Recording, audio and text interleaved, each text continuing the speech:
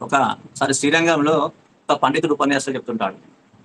ఆ ఉపన్యాసం వినడానికి కూడా ఇంకొక పండితుడు కూడా రెగ్యులర్ గా వస్తాడు. అందరి జనాలతో పాటు ఆ ఒక పండితుడు కూడా రెగ్యులర్ గా శ్రద్ధగా వచ్చి వింటుంటాడు. ఒక పండితుడు కూడా శ్రద్ధగా వినడం వల్ల తనకి ఆనందం అనిపిస్తుంటది ఉపన్యాసం చెప్పే పండితుడికి. తర్వాత కొంతకాలం ఇట్లా ప్రతిరోజు ఉపన్యాసాలు జరుగుతుంటాయి. ఒక 2-3 రోజుల నుంచి ఆ పండితుడు రాడు. అడుగుతాడు, సరే ఆ పండితుడు 2 రోజుల నుంచి ఎందుకండి రావట్లేదు అంటే, వద్దండి అతని నుంచి తీయకుండా టాపిక్ తీయకండి, అతనికి మొత్తం వైరాగ్యం వచ్చేసింది, మొత్తం అందరి మీద కోపానికి వస్తున్నాడు, ఆ లేక ఒకటే ఒక సంతానం ఉన్నది అతనికి, చాలా లేక ఆ సంతానం అనుకోకుండా పరామర్శించడం వల్ల దేవుడు లేడు ఏం లేదు అని అతను నాస్తికులా అయిపోయాడు, అందరిని దూషిస్తున్నాడు, మీలాంటి వాళ్ళని ఇంకా దూషిస్తున్నాండి, మీరు అతను మా టాపిక్ లేకుండా అతని వద్దకు వెళ్ళకండి అని చెప్పారు.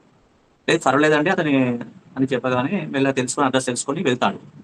వెళ్ళగానే అక్కడి నుంచి కోపంగా వస్తుంటా, ఎందుకంటే మీకు ఏం పని ఎందుకు వచ్చారు అది అని గట్టిగా మాట్లాడుతుంటాడు. అంటే లేదండి మీరు పండితులు కదా, నాకు ఒక శ్లోకం జ్ఞాపకం లేదు, నాకు ఒక శ్లోకం జ్ఞాపకం చేస్తారనే ఉద్దేశంతో వచ్చాను, వేరే ఉద్దేశం ఏం లేదు. ఏందో చెప్పండి అని.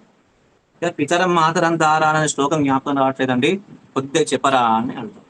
పితరం మాతరం దారాన్ పుత్రాన్ బంధువున్ సఖీన్ గురున్ రత్నాన్ని ధనధాన్యాన్ని క్షేత్రాన్ని చ గృహాన్ని చ సర్వధర్మం చ సంత్యజ్య సర్వకామాన్ చ సాక్షాన్ లోక విక్రాంత చరణం శరణం తే వ్రజం విభో అని చెప్తాడు. ఒకేసారి దానికి భావం, పండితుడి కాబట్టి భావం తెలుస్తుంది కాబట్టి అమాంతం పాదాల మీద పడిపోతాడు. ఏముంది ఆ శ్లోకంలో అంటే, భగవంతుని శ్రీపాదాలే రక్షకమైన శరణగా చేసిన తర్వాత మన ఆత్మను భగవంతునికి అప్పచెప్పిన తర్వాత, ఆత్మనే భగవంతునికి అప్పచెప్పినప్పుడు ఈ శరీరం దేంది? ఈ ఆత్మది. ఈ శరీరం కూడా భగవంతుంది. ఈ భార్య పిల్లలు, పుత్ర ధార, క్షేత్రాదులు అంటారు. క్షేత్రాలు అంటే పొలాలు. ఇవన్నీ ఎవరి? ఈ శరీరాన్ని. ఈ ఆత్మ భగవంతుంది అయిపోయింది, ఈ ఆత్మకు సంబంధించిన శరీరము భగవంతుంది అయిపోయింది.